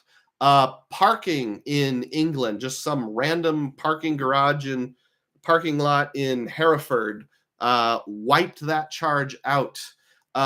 Buses, the double-decker London buses, the London Underground, wiped those charges out, all at 1.625 cents per point when thinking about Chase Ultimate Reward points. And Chase Ultimate Reward points are so easy to earn. You've got your quarterly categories with the flex. You've got big sign-up bonuses here and there. You've got your Ink Train, Choo Choo. So if you're already a Chase lover, pairing this card with it is just so sensible and so underrated. I love it a lot. I'm catching up with comments now. Robert says the Quicksilver card has no foreign transaction fee and is easy to use internationally. I'll give you that. I'm pretty sure the Wells Fargo Signify business card also has no foreign transaction fee and will get you 2 cents per point instead of 1.5. John R says CCR is a strong card for online shopping. I don't know what CCR is. Oh, Bank of America. Okay. Custom cash rewards. Sorry. Robert likes that it's points cash and not miles. Well, with Wells Fargo, you can take it as cash. Although you said on the other chat before it started, you're not a big Wells Fargo fan because you've had some bad customer service experiences, and you just said you don't do business cards. Does anybody know, does the Wells Fargo Active Cash have a foreign transaction fee? Let us know. Xavier said Chase Aeroplane card. Did you get that guess in before I revealed the answer, Xavier? I'll assume you did. I hereby grant you 587 DUGROZ points. Boom. Clairvoyant wants to know, is this part of the 524 class of Chase cards? Yes, it is, Kent. Thomas Hapuk says, are we all smacking our heads? Of course. Ryan made it on board just here at the very tail end. Welcome aboard, Ryan Sieber. Ian Mascal asked this question. How many new cards do you think we will get in Q4? I'm hoping a few. By the way, Ian, I think you were the one that dropped me a super chat in the original live stream letting me know my audio wasn't working. If that's the case, thank you. If it was someone else, I apologize. Maybe you can confirm. Can I save that answer for later when I switch over to my questions that are general? Robert avoids Wells Fargo. Counter Everything says that active cash gas FTF, though the Signified did as well. Maybe you meant gets. Oh, the active cash has foreign transaction fees. Okay. Robert points out that CCR also means Credence Clearwater Revival. There's a bad moon on the rise. For a while, I thought it was bad moon on the right for much of my life. I thought that. Xavier said the second you said favorite card, it clicked. Yep, makes sense. All right. Well, I think that brings us to the end of the main event. So there we have it. I'll go back and do just a real quick review here to make sure we're all on the same page. We had honorable mention, the Blue Cash every day. We had the Choice Privileges Select at 5, the U.S. Bank Altitude Reserve at 4, the U.S. Bank Cash Plus at 3, the Wyndham Earner Biz card at 2, and the Chase Aeroplan card at 1. Interestingly, I just realized I have every single one of these cards except for this one, the Choice Privileges one, so maybe I'm a little biased. Well, what can you say? If I think it's underrated, why wouldn't I get the card? That makes nothing but sense. All right, let's transition into the Ask Me Anything part of our live stream. So every single Saturday, or at least almost every single Saturday, I will post a community. No, I do it on Friday. Every single Friday, late afternoon or evening, I will post a thing that says, Ask Me Anything. And I will read through those questions now. Let me show you what picture I shared. So as a part of my Ask Me Anything every Friday, I also will share a picture, and you can guess where the picture was taken. So here it is, a picture of me. There's sort of this railing type thing that looks like it's made out of stone. A few people put guesses in. Actually, let's start with that part, just because I want to. I can do this in any order that I want. Let's see. If you put a question on here and I miss it, please speak up. So the only person that guessed the location was was my diehard Ian Mascal. Thank you for that, Ian. And he guesses the Appalachian Trail. And I said, no, but that's a good guess. Correct side of the country, but no. And his second was a Revolutionary War battle site. That's not a Revolutionary War battle site either. So I'll go ahead and reveal it now gradually, one picture at a time. So here's a picture. You can see, I don't know these people. Some people doing some walking here. Any guesses what this looks like? Ryan says, I'm not Ryan Sieber. I'm the Ryan from Washington. I'm so sorry, Ryan. My bad. Here's another clue. We've got stone. Whatever it is definitely made out of stone. Somebody throw a guess in the chat, because the next picture I'm going to show will kind of give it away. 10, 9, 8, 7, 6, 5, 4, 3, 2, 1. Anybody have any guesses? It's the Castleman's River Bridge. So this is a bridge in the state of Maryland that was erected in 1813. And when I did a Pennsylvania, West Virginia, Maryland rip trip a couple years ago. I think it was 2021, the fall of 2021. That was the one where Avis literally ran out of cars on me because it was still coming out of the pandemic. So if you want to see the big prettiness, here it is. So that's what the bridge looks like. It's been in lots of like travel videos and things. You may have seen it before. And here's the money shot right here with all the fluffy clouds and everything. So the Castleman River Bridge, I believe this is, Ryan briefly said, a tunnel. Crap. That's kind of like a tunnel. It's a tunnel for the boats. This was, I think, the oldest stone bridge in America for a while. All right. Thank you for guessing, Ian. I appreciate that. All right. So there was a question asked I said I was going to save for a little bit. Somebody asked what I think we're going to, Ian, same guy, asked for what new cards think we're going to get in quarter 4. I'm hoping for some new ones from Citi and Amex. Well, we're going to get a revision of some kind on the everyday preferred card from Amex. That's almost for sure.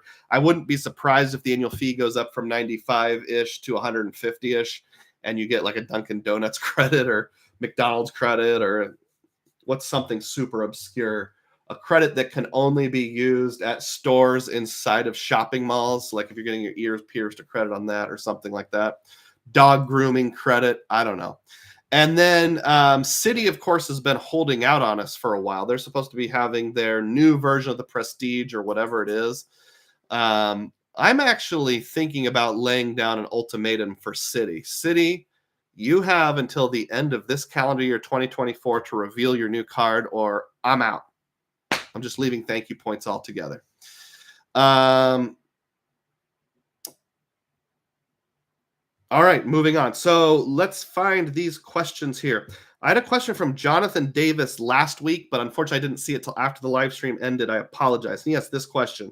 If you had to give up either Chase or Amex forever, which one and why? That is a great question. Although for me, in addition to liking corn, it's pretty easy. If I had to give one up forever, I would give up Amex and keep Chase. For my use case, I just spent a whole bunch of time talking about all the ways I can earn Chase points pretty easily. I can hop on the ink train. I don't know why I couldn't get the word train out. I can use the portal when necessary. I did that flying back from New Orleans. I booked United through the portal. It went fine. You've got the great insurances that I like. It just fits my style of travel better. If I was a high roller, Amex would probably be better, but I'm not a high roller. I'm an average Midwest dad who goes to cabins in Wisconsin. I take boat tours in Pensacola and that kind of stuff. Yes, I've done one international big trip, but it was just one. So I can always transfer to Hyatt if I want to play easy mode and get an easy hotel. Shoot, next weekend, I will be tentatively doing my live stream from the Hyatt House in East Moline, Illinois, where my son is going to a chess tournament. And it's over 3 cents per point because that's still listed as a category 1, only 5,000 points per night. And it's over $150 per night. So yeah, I would stick with Chase if I only was able to pick one. Xavier asked a couple different questions. And one of them is, what's the most underrated credit card benefit that many people don't use? The pay yourself back feature on the Chase Aeroplan card. That was easy. Thanks, Xavier. Jacob Hess asked this question. What day of the week do you prefer to start a trip? Tuesday to Saturday is my preference as a parent with a regular 8 to 5 job. And then Robert Jarrell chimed in, I retired earlier this year and have been switching to Monday through Thursday travel to find better rates, and I like to avoid Friday and Saturday nights jacked hotel rates. That makes sense. In my particular case, when I'm doing my weekend getaways and rip trips, rental in plane, I almost always leave either on a Friday after work or like middle of the afternoon and work like a half day, or very early on a Saturday. Because in my case, it's easiest to take off work Monday and Tuesday. That's just the nature of my job. Also, for some reason, living in Des Moines, Iowa, flying from other places back to Des Moines, the difference between coming home on a Sunday or Monday compared to Tuesday is drastic. Like usually the price, both points and cash, is about 30 to 50% less if you wait till Tuesday to come home. So what I want to do is have all day Saturday, all day Sunday, all day Monday, and then fly home Tuesday. And if I can fly home Tuesday, like 2, 3, 4 o'clock in the afternoon, get home late, that's best because then I still have another half day to explore. So I like to travel from either Friday to Tuesday, like late Friday to Tuesday, middle of the afternoonish, or from early Saturday morning to Tuesday. Like a couple times I've flown through St. Louis, and there's a Southwest flight that goes from Des Moines to St. Louis at like 7 o'clock in the morning. Yeah, you have to wake up at the butt crack of dawn at like 3 a.m., but still worth it. Thank you. Xavier ID asked this question. If you had to give up all of your credit cards except one, which one would you keep and why? So if I start by working through the why part, it would be, if I can only have one credit card, then ecosystems become almost useless. For example, Amex, I can only have one card. Well, I'm not going to keep the platinum. That's, I mean, how am I going to get ahead on everyday spend on that? You've got the Blue Business Plus, and you can make a case for it, but it's not that flexible. If I can only have one card, I want something that I can use as a cash equivalent if I need to. Chase no longer becomes a viable ecosystem because I have to have like my ink cards and my flexes and either CSP or CSR to make that work. So keeping the CSP alone, that's not very special. I could make a case for like one of the Wells Fargo 2% everywhere cards, because then I have the option of cash or transfer partners, and I think that would be okay. I could make the case for the Capital One Venture X, because then you'd get your Capital One lounges. You could kind of sort of indirectly cash out with their travel eraser feature, kind of. And you would get primary rental car coverage. But if I had to, I would think, and everybody's going to roll their eyes and say, how predictable. If I can only have one credit card forever and all times, I would give up all cards except my US Bank Altitude Reserve, because yes, you don't get 2x on everything, but I think travel mobile wallet outweighs the 2x on everything versus the 1x on everything. So yeah, there's going to be a few times here and there where I want to go to a nice restaurant and they just absolutely don't take tap to pay, and I have to pay with the card and roll my eyes and settle for 1x. But what I would do in that scenario is I would use my US Bank card to buy gift cards at like gas stations and stuff. So I would buy like Casey's gift cards at Hy-Vee. I would buy Amazon cards at Casey's. When Staples does their monthly MasterCard or Visa prepaids, I would buy a few of those, use that for things like utilities, and then I would carry one around. That would get a little annoying, but I would make it work. So I would stick with US Bank Altitude Reserve. I've got 8 Priority Pass visits a year. I've got the real-time rewards. I've got primary rental car coverage, all for an effective annual fee of somewhere between $0 and $75, depending how you look at it. I think a few people just chimed in here, so I got to catch up with my comments. M2K says, what's a sustainable ink train velocity? I think 2 cards per player per year. That's what I'm shooting for. So like once I get past Chase 524 this next May, and I'm planning to stay on the ink train, I will get an ink card, let's just say the following year, 2026. Quarters 1 and 3, I'll get an ink card. Quarters 2 and 4, Mrs. DUGROZ will get an ink card. That seems sustainable to me. Yuri says he's not leaving City. Counter everything since you're going to get a $1 per day Foot Locker credit from Amex. Jacob W. Hi, Jacob W. Don't think we've met before. Get you on board. DUGROZ, can't pronounce my own name. Rocking the One Key Plus card right now and loving it. I watched your video on it and it was great. Thank you. I actually forgot to mention when I went to the underrated cards.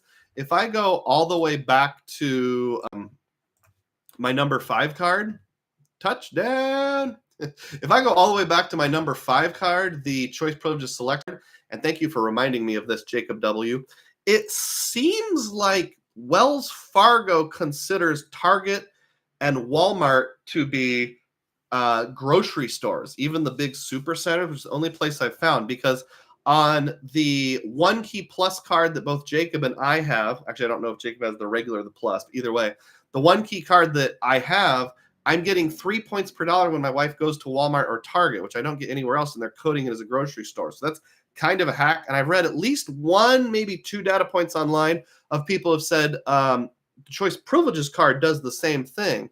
they consider both Walmart and Target to be grocery and give you the elevated point bonus. So that was something worth mentioning. Thank you, Jacob. Yeah, the One Key Plus card, it has its pros and cons, and I'm not ready to give a final verdict yet, but I love the fact that it's a perfect player 2 card. I can ask my wife, use this everywhere, and she gets 2x on everything, 3x on gas, grocery, and dining. Let's see. Ian Mascal wants the Strata Elite before the end of the year. Let's see, Strata, that's the city card. Yeah. What do I think about Wells Fargo Autograph Beyond, Yuri asked? I don't know. I'm not holding my breath with Wells Fargo.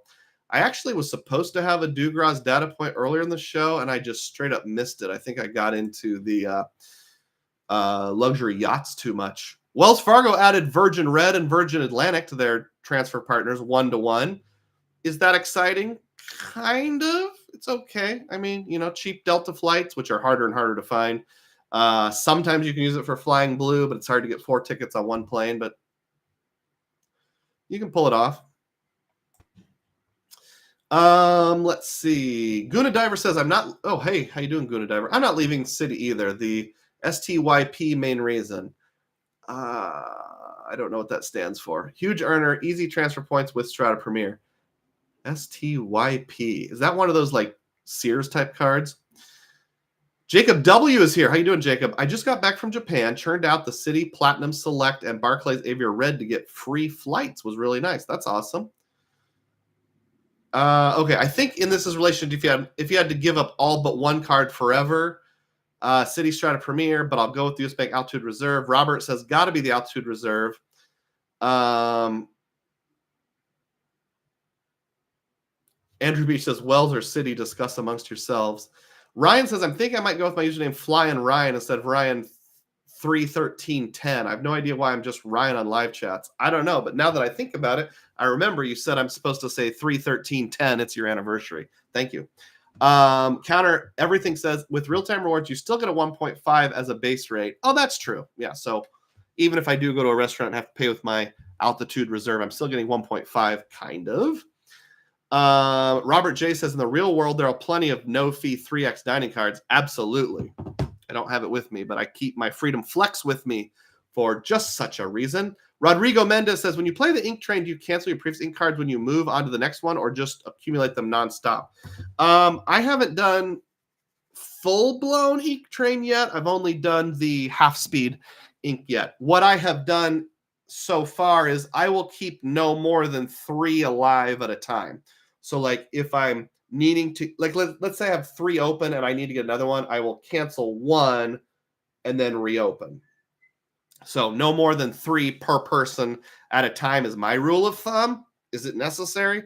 I don't know. I think the problem you'd have is Chase gives you like a total credit limit. So you either need to be canceling or lowering your credit limits. Robert says, wow, good to know. I'm going to try the choice privileges at Walmart thing. So far, it's only Walmart in person. I have not tried it for online Walmart. Guna Diver says, Sears thank you points card codes as Walmart and Target as supermarkets also. Well, hey, that's good to know. Weird because my City Strata Premier does not code in-person Walmart purchases as grocery. It just gives me the 1x on everything. So I don't know if that's a function of my Walmart or what. Jacob W., this is the first live stream I've caught. I've been here watching your videos the last month. Awesome. Thanks, Jacob. Welcome aboard. Hope you can catch more in the future. Yes, Sears City thank you point card. Is Sears even still in business? Is it weird that one of the most powerful cards, though I believe grandfathered, is called a Sears card? RemGB. With my Ink Train experience, they don't care if you cancel the card after 1 year. I make sure to move the available credit to another card as that's where Chase has a ceiling on maximum credit. Good point. So you might want to that's maybe a good reason to not keep it more than 3 at a time and then move the credit around if you need to for spending. AAA Daily Advantage is the best Walmart credit card. Does the AAA Daily Advantage also code Walmart as grocery? And if so, is it just in person or is it in person and online? Too Easy has come aboard. Glad to see you, Too Easy. Don't think we've met before. I was able to do 3 for me, then 2 for my player 2 last year for inks. And Too Easy says, AAA has to be self-checkout for the 5%, correct? Oh, that's weird. Guna Diver says Sears card is through Citi Retail Financial Services, and the other Citi cards are through Citi Credit and Card Services, so they code differently. Huh. That is talk about getting deep into the game. Thank you, everyone. You're doing great here. All right, back to my questions from my yesterday's community tab post. We talked about giving up Chase or Amex. We talked about underrated card benefits. We talked about preferred day of the week to start a trip. We talked about giving up all your credit cards except one. RemGB says, I'm more of a fan of Hampton Inn and Fairfields. I prefer points to free night certificates as they do not expire. I'm debating. There is a question coming. I see at the bottom. I'm debating between Marriott Boundless offer for 125K points versus the Brilliant for 185K. With these, they won't expire. I'm wondering which is better value considering the annual fees. The monthly credits drive me crazy. I don't think I will have much use for status. Which card is a better option? Thank you, RemGB. You might want to ask Stan the Credit Frog that question because honestly, I don't use Marriott at all. None. Maybe the last time I did was I think the first year I got into Points and Miles, I might have bought some Hotels.com gift cards on my Ink Cash, and through Hotels.com booked a Marriott out in West Des Moines to hang out with my boys and watch a Packers. It was like the last regular season game to determine if they'd make the playoffs or something like that. And spent the night, big room, multiple beds. It was awesome. But since then, I don't think I've stayed at a single Marriott since 2019. So I don't know. As a general rule of thumb, I generally go for the no annual fee card with the higher sign-up bonus in the first year, and then I can either cancel or downgrade in the second year. So that's what I generally think. Nick 1828 adds this. Not necessarily a question, but a while back you mentioned the differences in insurance between the CSR, Chase Sapphire Reserve, and the Chase Sapphire Preferred. Can you direct me to that video or go over it again? I don't have it in my memory, but I think if you look up a video, it was a live stream called My Return to the CSR. I think you should find it. I've done a little bit of research, like on a scale of 1 to 10, I've done like a 2 or 3 in my research. I need to do more. I think the CSR and the Ritz-Carlton card have the best insurances of any card out there.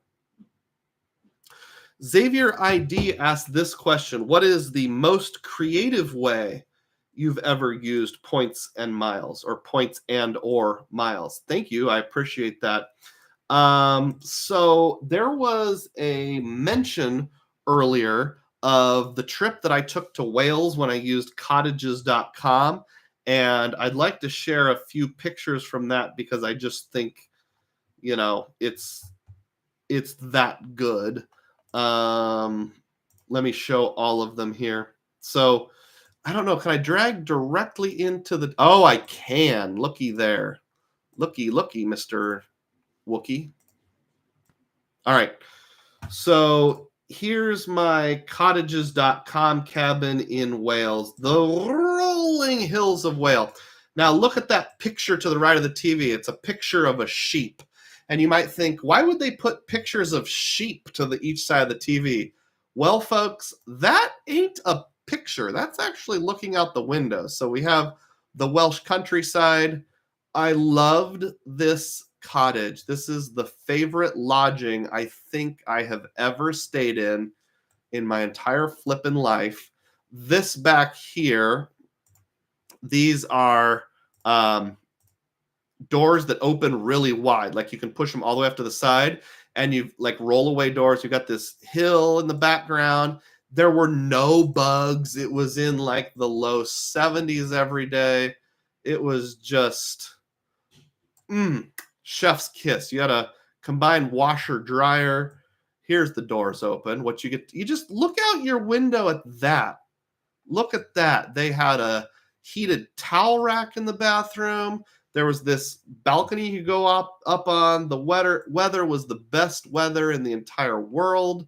They had these shades that would open up top. You could draw the shades in the heat of the day if it got too hot. Mornings were the best.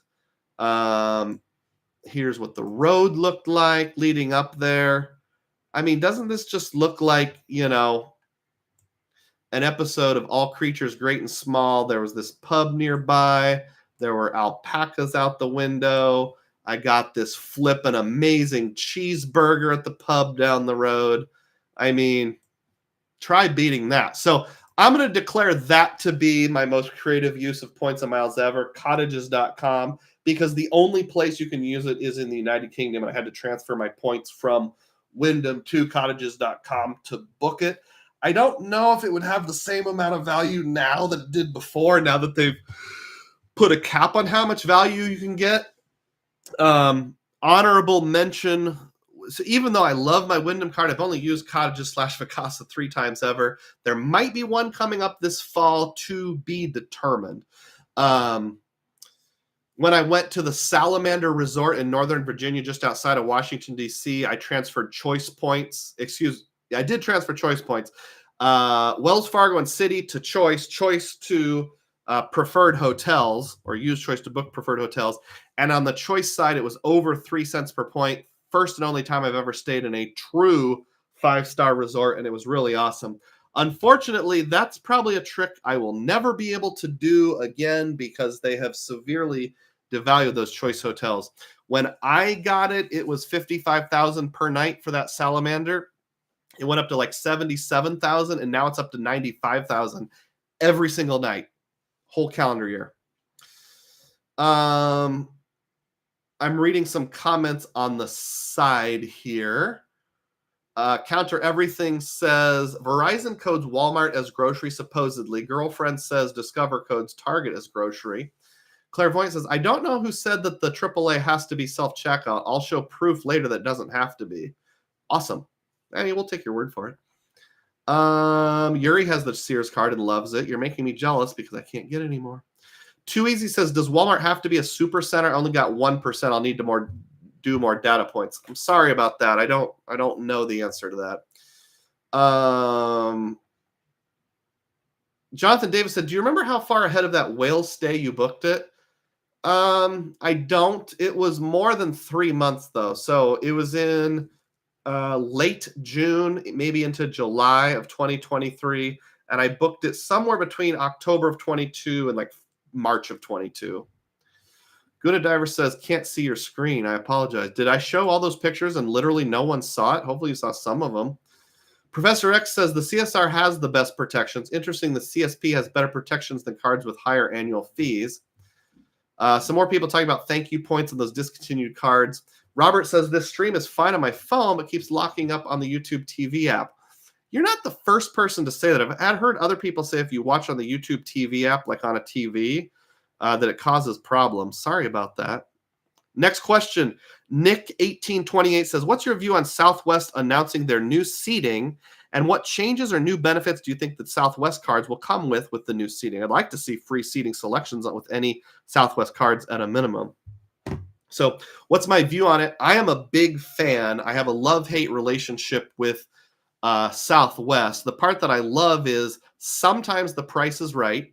Sometimes they fly exactly where I want to go. For example, they have flights to both Denver and St. Louis, and those are hubs from Des Moines, and you can catch them early in the morning. Same thing as I said earlier. I like to fly sometimes early on Saturdays, so that works out well for me at least. And they fly directly to Vegas certain times of year from Des Moines, so I like that. I don't like not being able to pick my seat. I want to pick my seat. So when that's an option, that makes it sound like I de-wedge my underwear. So when I am allowed to pick my seat on a Southwest flight, I will like that. And I think I will use it more. I've also got probably $200 to $300 worth of Southwest credits from back when my wife had a platinum card, and I use that as our preferred airline that I need to use up. In terms of the Southwest card benefits, my guess is they will have something like Coach, something like Economy Plus, like, Delta Preferred or Extra Legroom or something like that. And then they'll have, maybe even the equivalent of domestic first class. I'm guessing your Southwest cards will get you an upgrade from Economy to Comfort Plus 4 times a year, whatever they come with. That's my guess. I doubt it would be overall free seat selection. Maybe it'd be free seat selection within Economy, but not Comfort Plus. I've also wondered Any chance they'll keep cattle call boarding for the back half of the plane and then sell seats you choose and offer upgrades in the front half of the plane? I'm just thinking about that.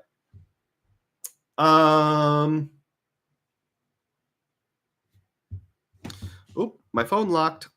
We're getting close to the end here. Actually, last chance, or not last chance, but pretty soon will be the last chance to put a super chat. How about, let's see, $5.55 is the recommended amount in honor of top 5 underrated cards. It doesn't have to be that amount, of course. Any amount would be appreciated. If you want to subscribe and have a celebration, this is your last chance here. I don't see any more questions, but let me just refresh just to make sure. I did launch a live stream earlier, and a bunch of people mentioned no sound at all, and I thank the people who said that. I really appreciate it. Apparently, there was sound after a few minutes. Thanks, Robert. And again, thank you to all of you who notified me. I'll scroll through here and see who did super chats. I believe Ian Mascal did a $2 one to help me alert me to the fact that there was no audio. John R., thank you for the $2. Xavier, thank you for 2 months of membership. Ian Mascal, thank you for 1 month of membership. John R., thank you for 7 months of membership. And Clairvoyant, thank you for joining as a diehard. Thomas Happyuk, thank you for the $5 super chat. And I think that's the last one. All right. Thank you, everyone. Rodrigo Mendez says, are you still canceling the Capital One and City? I am. Well, like I said, I'm dropping my ultimatum on City. If they don't give me something that makes me want to stay on board, like a new premium card by the end of the year, yes, I'm getting out of City.